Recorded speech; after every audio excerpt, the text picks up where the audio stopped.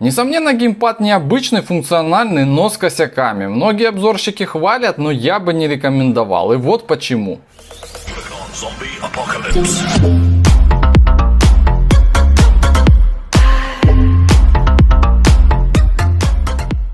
И начнем мы, пожалуй, с самого начала, так сказать, по порядку, выстроим логическую цепочку, из которой ты поймешь, что тебе этот геймпад вряд ли нужен, и в комментах напишешь: Димон, спасибо, что отговорил покупать и сэкономил мои кровные, лайк тебе и подписка. Вот в такой вот упаковке приезжает геймпад, это классическая айпеговская упаковка, которая, кстати, в моем случае всегда приезжает слегка коцанная, и это, честно говоря, меня раздражает. Комплект у нас стандартный, это геймпад, кабель Type-C для подзарядки, он же используется для проводного подключения геймпада, и инструкция на английском и китайском языке. Инструкцию настоятельно рекомендую почитать, потому что в ней описаны все варианты подключения и как эти варианты подключать. В данном геймпаде используется аккумулятор объемом 500 мАч, и его должно хватить на 15 часов без прерывной игры, это при условии, что вы подключились в беспроводном режиме, то есть по Bluetooth. Если играете по проводу, соответственно, никакого разряда нет. Bluetooth версии 3.0 это достаточно старая версия Bluetooth, но тем не менее она достаточно стабильная, если вы находитесь недалеко от устройства, на котором вы играете, то есть связь не рвется, здесь все нормально. Данный геймпад работает с Nintendo Switch. У него, собственно, и дизайн полностью слизан с геймпада Nintendo Switch, и раскладка здесь точно такая же, как на Nintendo Switch. Также геймпад работает с Android устройствами, но здесь сразу минус: нет никакого крепления для смартфона, потому что Android устройства это в основном что у нас? Смартфоны, да, и геймпады мы покупаем также играть, чтобы на смартфоне, и в принципе изредка кто покупает геймпады, чтобы играть на ТВ-боксе. То есть если вам нужен геймпад для ТВ-бокса, да, вот он подойдет, крепления нет, к ТВ-боксу подключили, играете. Если вам нужно к смартфону, все, крепления у нас комплектного нет. Где его взять, неизвестно. То есть если вы у мамки Кулибин, можете что-то свое такое придумать, но опять же, зачем этим морочить голову, когда если вы ищете геймпад именно для смартфона, для него есть именно хорошо заточенные устройства. Это, к примеру, вот такой вот геймпад также от iPeg.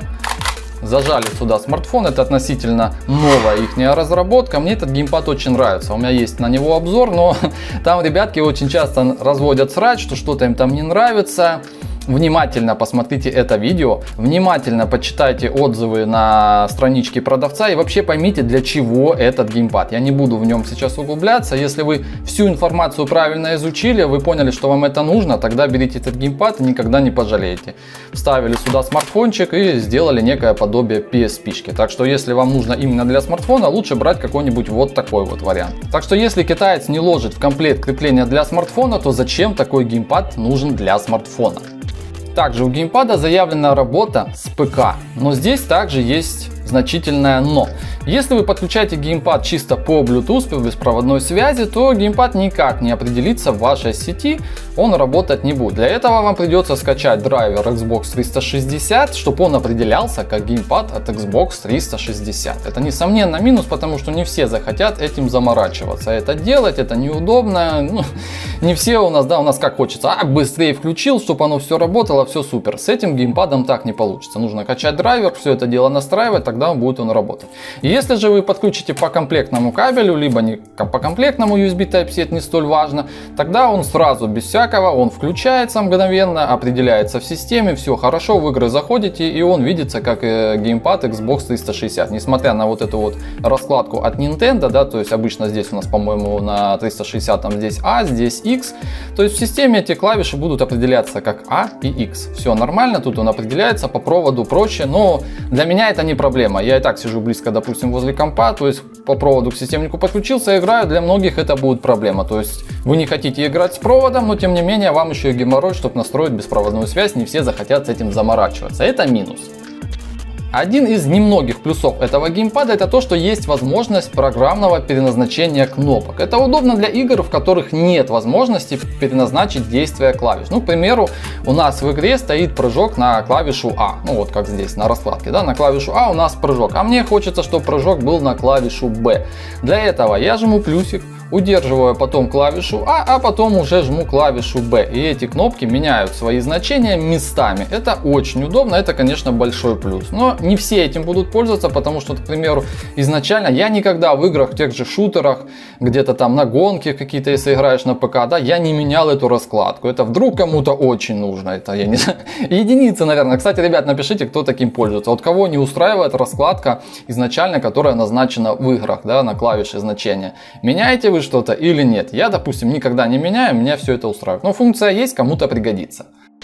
Качество пластика у данного геймпада, как по мне, среднее, и вся цена вбухана именно в его функционал, который, в принципе, немного кривовато работает. Ну вот, к примеру, у меня есть вот такой вот геймпад от iPeg, он также, да, он стоит баксов этак на 5-7 дешевле, чем вот этот, но тем не менее здесь есть функционал плюс-минус схожий, да, то есть он на ПК работает и с Android работает, но к Android хотя бы здесь есть крепление для смартфона, и по качеству сборки он получше, и даже по весу он пообъемнее. Здесь хорошая вибра, я этим геймпадом очень давно пользуюсь, мне он нравится, поэтому в принципе можно про этот заканчивать геймпад уже, да, то есть если вам нужен именно геймпад с хорошим откликом, да, мертвые зоны там мелкие есть, не критичны, но если вам нужен для Android и для ПК неплохой геймпад, это также вот рекомендую, iPeg обзор есть, я ссылочку на него оставлю.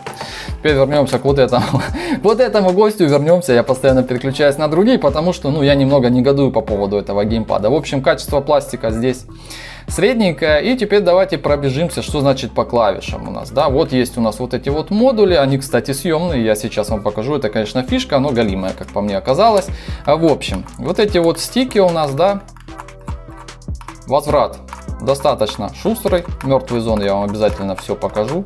Возврат шустрый, клавиши нажатия немного, как по мне, они как-то вот как заваливаются, знаете, то есть да, внутри стоит мембранка, но нажатие вроде бы четко, но если сравнивать со всеми геймпадами, что у меня были, оно какое-то здесь не столь приятное, да, вот скажем так, оно здесь не столь приятное. Крестовина немного какая-то тугая, как по мне, вот тугая, и в некоторых играх мне, допустим, приходится сильно ее нажимать, что, допустим, пошло действие. То есть крестовина здесь, опять же, не сильно доделанная. Есть клавиша у нас Select, есть клавиша у нас Start, это клавиша включения, есть клавиша функция Turbo, и квадратиком вот этим мы делаем скриншот на смартфоне. То есть если вы игру какую-то играете, нажали, у вас сразу делается скриншот. Сверху у нас обозначение 1, 2, 34, 1, 2, 3, 4.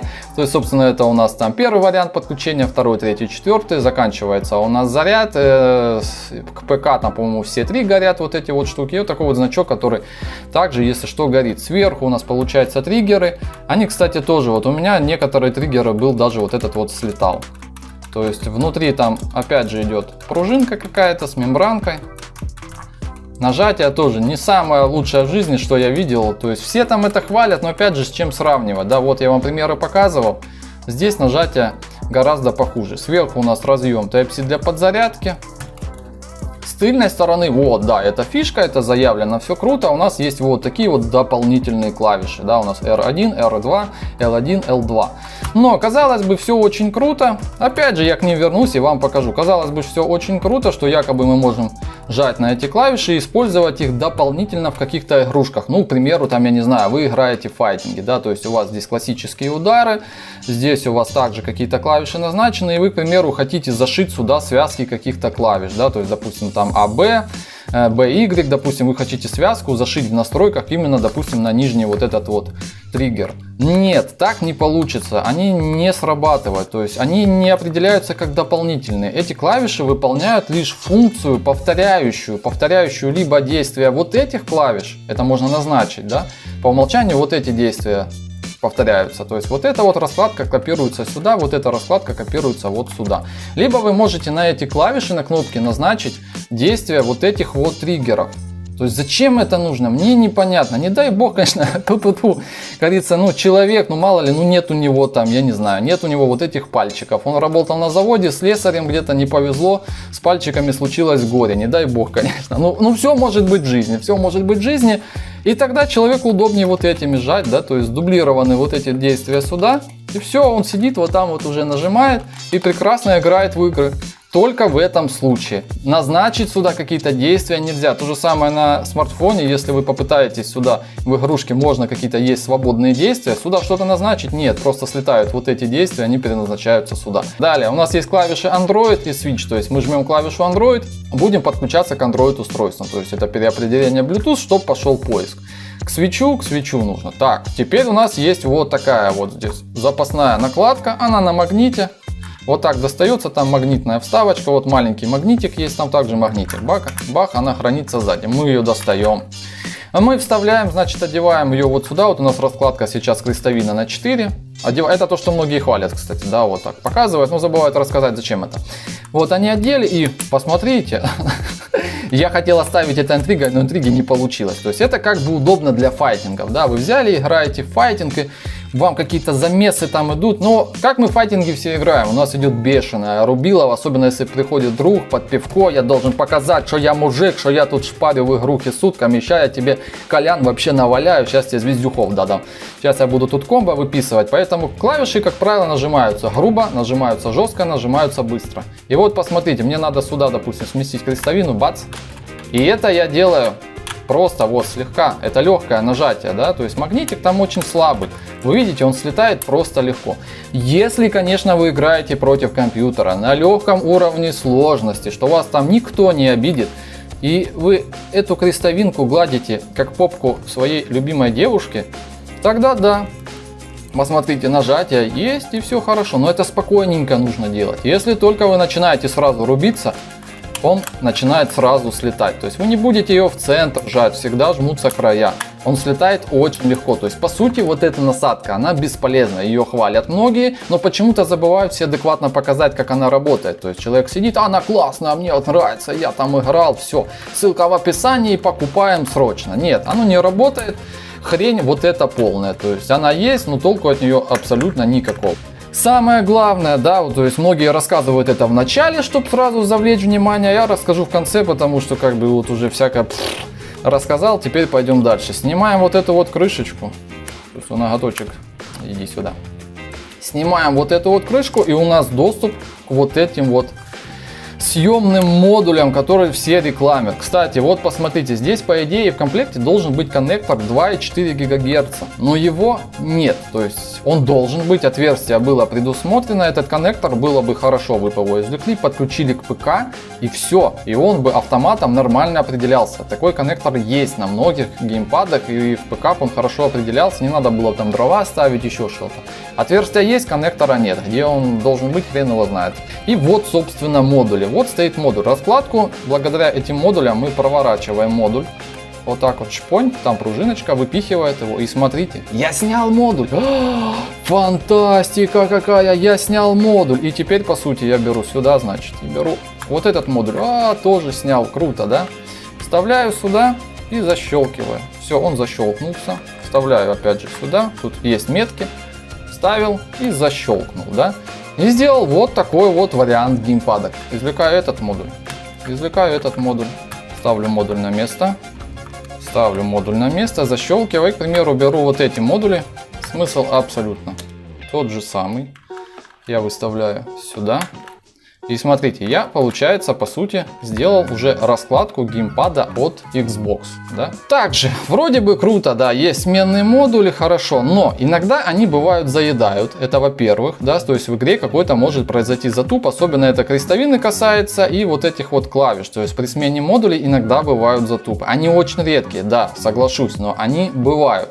Также по поводу вот этой вот раскладки, то есть если я как человек, который любит раскладку геймпада Xbox 360, я изначально буду присматривать себе какой-то геймпад, который будет с раскладкой Xbox 360. Я так привык. Если вы любите раскладку геймпада PlayStation, вы также будете искать геймпад с раскладкой PlayStation.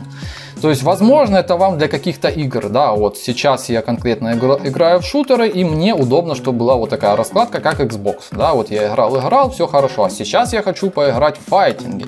Теперь я хочу в файтинги поиграть, я извлекаю эти модули, меняю их местами, я получаю уже раскладку от PlayStation, и играю уже, к примеру, вот в файтинге. Только в этом случае. Но у меня никогда таких проблем не было. Опять же, я же говорю, главный минус то, что эти модули иногда могут глючить. Об этом также многие забывают упомянуть, а просто лишь расхваливают. Есть модули, круто, круто, все замечательно, но вот работают они не совсем корректно. Давайте посмотрим мертвые зоны. Посмотрите, делаю небольшое отклонение, ничего не происходит. И только вот где-то градусов на 15 я смещаюсь, и начинается действие. Видите как? То есть вот чуть-чуть, ничего. Чуть далее, вот пошло. Вот сюда, сюда. Давайте проведем круг. Вот максимально, да, то есть вы видите, что происходит. То есть мертвые зоны у геймпада реально есть. И не всегда четко срабатывает движение. Если, допустим, здесь я четко в угол попадаю, да, в левый верхний, то, допустим, в правый нижний уже не дотягивает. То есть неправильно относительно настроенной оси. То же самое у нас и правого стика касается. То есть чуть-чуть отвожу. Пошло действие, смотрите, вот так, ничего. Еще ничего. Только вот уже пошло, и то резкое движение. Сюда, сюда, давайте по кругу.